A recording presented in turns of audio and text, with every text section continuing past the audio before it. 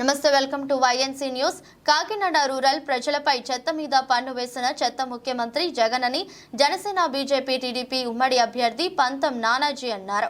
స్థానిక రమణయ్యపేట గైగలుపాడు దుర్గమ్మ గుడి వీధిలో మాజీ ఉప సర్పంచ్ పాలిక రామ్మోహన్ ఆధ్వర్యంలో సుమారు 50 మంది బీసీ నాయకులు, మహిళలు జనసేన పార్టీలో చేరారు. ఈ కార్యక్రమానికి జనసేన పార్టీ నేత పంతం నానాజీ, టీడీపీ నాయకులు నులుకుర్తి వెంకటేశ్వరరావు, టీడీపీ కోఆర్డినేటర్ బాబీ, జిల్లా టీడీపీ ప్రధాన కార్యదర్శి దాయిని రాంప్రసాద్ ఆధ్వర్యంలో జనసేన టీడీపీ కండువాలు వేసి పార్టీలోకి ఆహ్వానించారు. క్యాండిడేట్ గా ఎన్నుకున్నటువంటి పంతం నానాజీ గారికి, అలాగే వేదిక వెనకాల్సిన పెద్దలందరికీ, వేదిక ముందు మీరందరికీ కూడా నా నమస్కారములు. ఈ రోజు వైసీపీ ప్రభుత్వం మీకు ఇస్తున్న ప్రతి పథకం వెనక ఒక దొంగ బుద్ధి ఉందమ్మా. ప్రతి ఒక్కరు మీరు అర్థం చేసుకోండి. ఈ రోజు మీ పిల్లలకి వాలంటీర్ కింద వ్యవస్థ కింద పెట్టి వాళ్ళకి 5,000 రూపాయలు మీకు ఇస్తున్నారంటే వాళ్ళకి ఉద్యోగాలు కల్పించే స్థాయి, అటువంటి ఉద్దేశం కూడా ఆయనకి లేని కారణంగానే ఒక 5,000 రూపాయలు ఇచ్చి మిమ్మల్ని బానిసగా చేసుకుని మీ పిల్లలకి అభివృద్ధి అనేది లేకుండా, జాబ్ అనేది లేకుండా వాళ్ళని 5,000 రూపాయలకి బానిసలుగా చేసేస్తున్నారమ్మా. ఎందుకంటే ఈ రోజు మన గ్రామంలో చేసే ప్రతి వాలంటీరు మనకు అక్కో, తమ్ముడో, లేకపోతే మీ అబ్బాయి గారు బిడ్డో, లేకపోతే అన్నయ్య గారి బిడ్డ అవుతారు. 5,000 రూపాయలకి ఆ అబ్బాయి ఆ కుటుంబాన్ని ఎలా పోషించుకుంటారమ్మా? తల్లిదండ్రులు కష్టపడి చదివించి వాళ్ళకు ఒక ఉన్నతమైన చదువు ఇచ్చినప్పుడు ఒక 5,000 రూపాయల కుటుంబాన్ని, కనిపించిన తల్లిదండ్రుల్ని, కట్టుకొచ్చిన భార్యకి కూడి పెడుతుందా? లేదు. అదంతా కూడా కేవలం గవర్నమెంట్ ఒక కంపెనీని తీసుకొచ్చి ఆంధ్రప్రదేశ్ అభివృద్ధి చేయలేక, మీ పిల్లలందరికీ ఉద్యోగాలు కల్పించలేక వాళ్ళందరూ నోరెత్తకుండా ఈ రోజు 5,000 రూపాయలు బానిసలుగా చేసుకుంటున్నారు. కానీ చంద్రబాబు నాయుడు ప్రభుత్వంలో నిరుద్యోగ భృతి అంటే డిగ్రీ చదువుకుని ఉద్యోగం లేని వాళ్ళందరికీ కూడా 3,000 రూపాయలు ఉచితంగా ఇచ్చేవారు. దానికి 2,000 రూపాయలు ఈయన అదనంగా యాడ్ చేసి మీ పిల్లలందరినీ బానిసల్లా వాడుకుంటున్నారు. అలాగే మహిళలకి ఈ రోజు వైసీపీ ప్రభుత్వం 3,000 రూపాయలు పెన్షన్ ఇస్తానని మాట ఇచ్చి 250 రూపాయలు పెంచుకుంటూ మిమ్మల్ని మోసం చేసింది.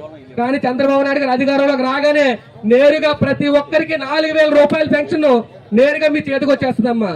అలాగే ప్రతి ఒక్కరు కూడా ఒక్కసారి ఆలోచించండి. ఈ రోజు ఆటో డ్రైవర్ 10,000 ఇస్తున్నాడంటే రాష్ట్రంలో ఎక్కడ రోడ్లు వేయలేదు. ఆ రోడ్లు వేయలేదని ఎక్కడ అడుగుతారో 10,000 రూపాయలు ఆటో డ్రైవర్లకు ఇవ్వడం జరుగుతుంది.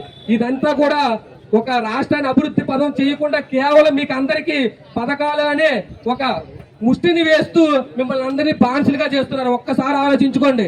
ఈ ప్రభుత్వం వచ్చాక ప్రతి ఒక్కరూ, ఏ నాయకుడైనా గడప గడపకి కార్యక్రమం పెట్టి మీ ప్రతి గడపకి వచ్చి ఎవడైనా అమ్మా మీ గ్రామానికి ఇన్ని కోట్ల నిధులు తెచ్చాం, ఇన్ని రోడ్లు వేసాం, మీ పిల్లలకి ఇంత చదువులు ఇచ్చాం, లేదంటే మీ గ్రామంలో ఇంత బడ్జెట్ పెట్టి ఇంత పథకాలు చేసామని చెప్తున్నారా? చెప్పరు. ప్రతి ఒక్కరూ చెప్పేది ఒకటే, అమ్మా నీకు పెన్షన్ వస్తుందా, అమ్మా నీకు అమ్మఒడి పడిందా, అమ్మా నీకు వేరే ఇది వచ్చిందా, అదే అడుగుతుంది. డబ్బులు పడ్డాయని అడిగాడు తప్ప నియోజకవర్గంలో ఇంత అభివృద్ధి చేస్తామని ఏ నాయకుడు మీకు చెప్పాడా?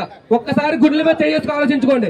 ఎందుకంటే మీరు వేసే ఒక్క ఓటు 5 ఏళ్ల మన భవిష్యత్తు, మన పిల్లల భవిష్యత్తు, మన నియోజకవర్గ భవిష్యత్తు, విడిపోయిన రాష్ట్రం భవిష్యత్తు.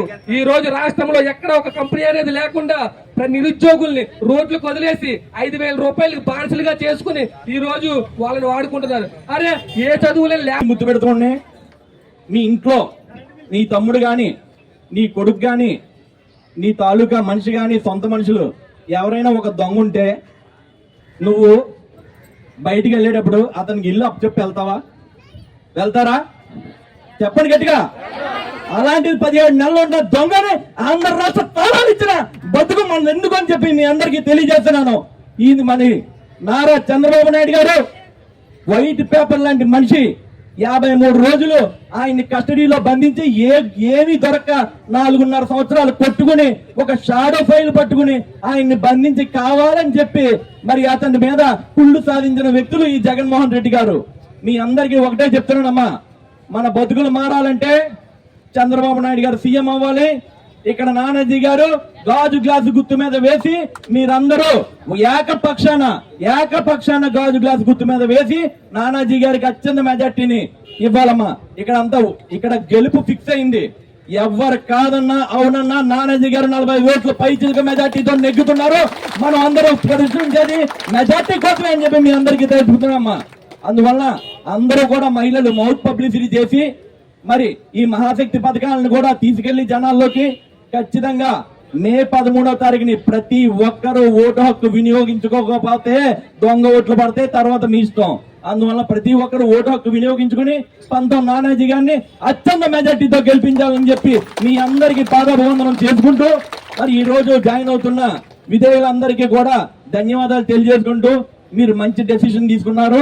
రానున్న రోజుల్లో రామరాజ్యమే, అందువల్ల మీరందరూ తీసుకున్న డెసిషన్ కి అద్భుతం అని చెప్పి మీకు తెలియజేసుకుంటూ ఈ అవకాశం కల్పించినటువంటి నాకు శుభాభినందనలు తెలియజేసుకున్నాను.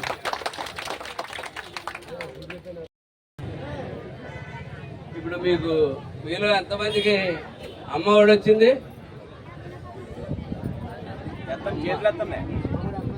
ఎంత ఇస్తారమ్మా?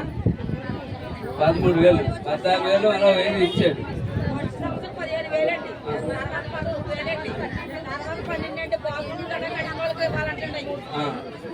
స్కూల్లో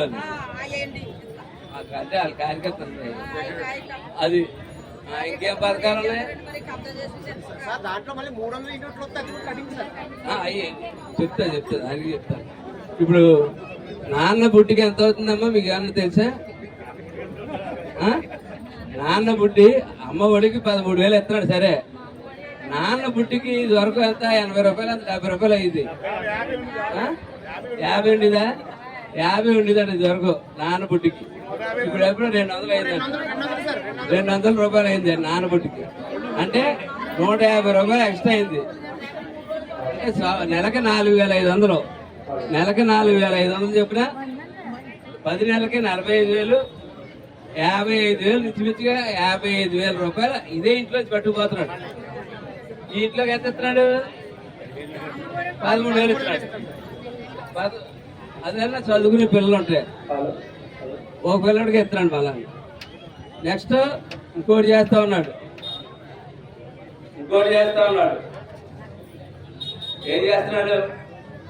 ఇంకొకటి ఏదో పథకం ఉంది.